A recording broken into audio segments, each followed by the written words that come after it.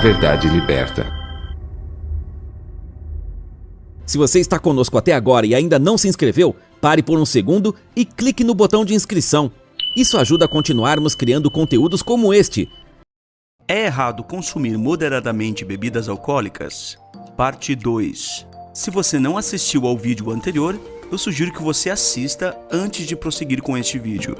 Nesse vídeo vamos analisar as alegações que são feitas por pastores que tentam provar que o cristão deve evitar por completo o uso de bebidas alcoólicas, mesmo que seja moderado. Alguns dizem em relação ao vinho mencionado na Bíblia: era vinho sem álcool. Outros dizem: Deus tolerou o uso do vinho no Antigo Testamento, mas o proibiu para os cristãos, dentre outras alegações. Eu vou tratar aqui de todos os pontos de uma só vez. Em primeiro lugar, não existe vinho sem álcool. O vinho é, por definição, alcoólico. Ponto final. Justamente por ser uma bebida alcoólica, é que a Bíblia proíbe a embriaguez. A Cyclopedia de McClinton e Strong lembra-nos que, abre aspas, a Bíblia não faz distinção entre vinhos inebriantes e não inebriantes. Nunca menciona ou alude a tal distinção. Fecha aspas. A Bíblia de Estudo Arqueológica NVI comenta, abre aspas, não há fundamento para sugerir que os termos gregos ou hebraicos para vinho se refiram a um suco de uva não fermentado. Fecha aspas. A própria palavra hebraica mais comum para vinho, que é yayin, deriva-se de uma raiz que significa efervescer ou fermentar, segundo nos explica o dicionário de James Strong. Ou seja, a palavra para vinho significa uma bebida fermentada, por definição, e portanto alcoólica. Portanto, alegar que o vinho mencionado na Bíblia não era alcoólico é algo abaixo do nível do ridículo e deve ser desconsiderado desde já. Para meu espanto, porém, certo pastor citou Lamentações 2, 11 e 12, que fala de crianças de peito pedindo pão e vinho, como suposta prova de que tal vinho não era alcoólico. Porém, se você ler o contexto, ficará evidente que tal descrição não é literal. O contexto fala da muralha prantear, versículo 8, e do fígado se derramar por terra, versículo 11. Ademais, crianças de peito evidentemente se alimentam de leite materno e possivelmente nem falam.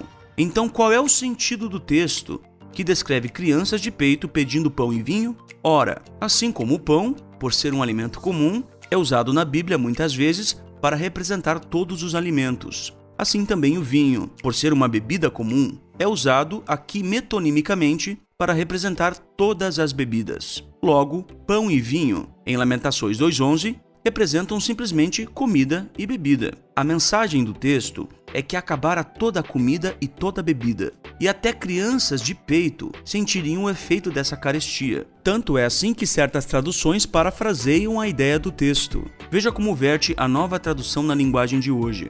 Abre aspas. Vejo crianças e bebês morrendo de fome nas ruas da cidade. Essas crianças dizem: mamãe, estou com fome.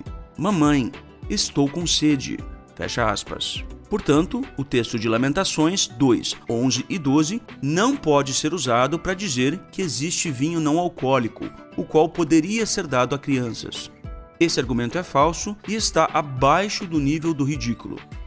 Outro pastor citou Apocalipse 19:15, onde lemos que Cristo pisa o lagar do vinho do furor, e argumentou que o suco produzido imediatamente pelo pisar de uvas é vinho não alcoólico. Ora, é óbvio que o texto fala do vinho do lagar, porque a substância ali obtida se tornaria vinho.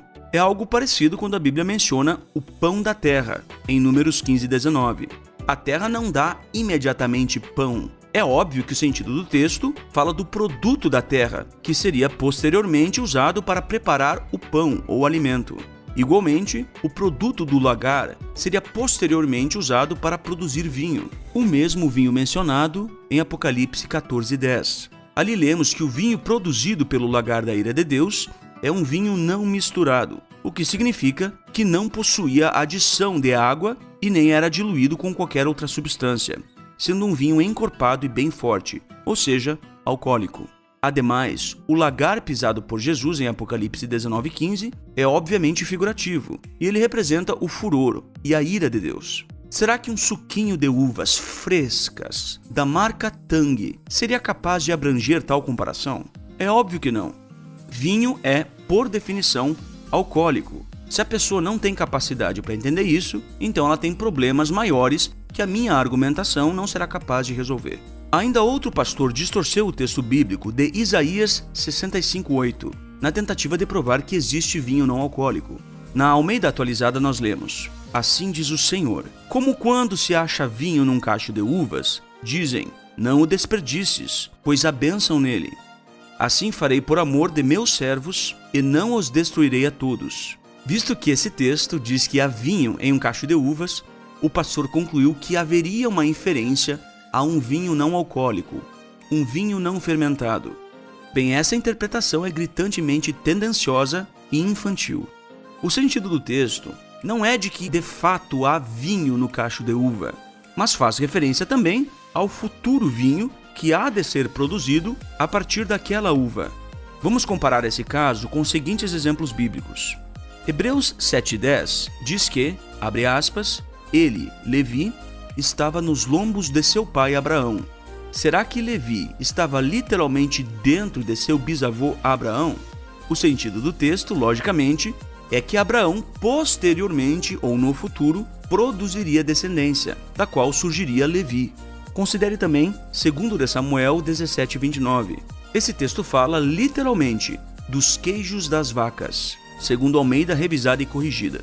É evidente que vacas não dão queijo. As vacas dão leite, do qual se produz o queijo. Por ser óbvio o sentido, algumas traduções, como o Almeida século XXI, acrescentam a palavra leite, queijo feitos com leite de vaca. O mesmo se aplica ao vinho do cacho de uvas, de Isaías 65:8. Trata-se do vinho produzido com o suco que está presente no cacho de uvas. É uma referência ao fruto futuro. Então usar Isaías 65:8 para tentar provar que a Bíblia fala de vinho não alcoólico é um argumento infantil. O pastor que faz um argumento desses deveria sentir vergonha de si mesmo. É um argumento abaixo do nível do ridículo. Tanto é verdade que algumas traduções parafraseiam a passagem de Isaías 65:8 de um modo que o sentido literal fique mais claro. Por exemplo, a Contemporary English Version diz: um cacho de uvas que produz vinho é bom guardar. A tradução do Novo Mundo 2015 diz: uvas suculentas, boas para vinho novo. A Good News Bible diz: ninguém destrói uvas boas, ao contrário, fazem vinho bom delas. Não importa a tradução. O sentido da passagem é de que as pessoas usarão aquelas uvas para futuramente produzir vinho. E por tal razão, fala-se figurativamente do vinho como estando presente dentro do cacho de uvas. Portanto, fica claro que não existe nenhuma referência bíblica no que diz respeito a um mitológico vinho não fermentado ou a um mitológico vinho não alcoólico.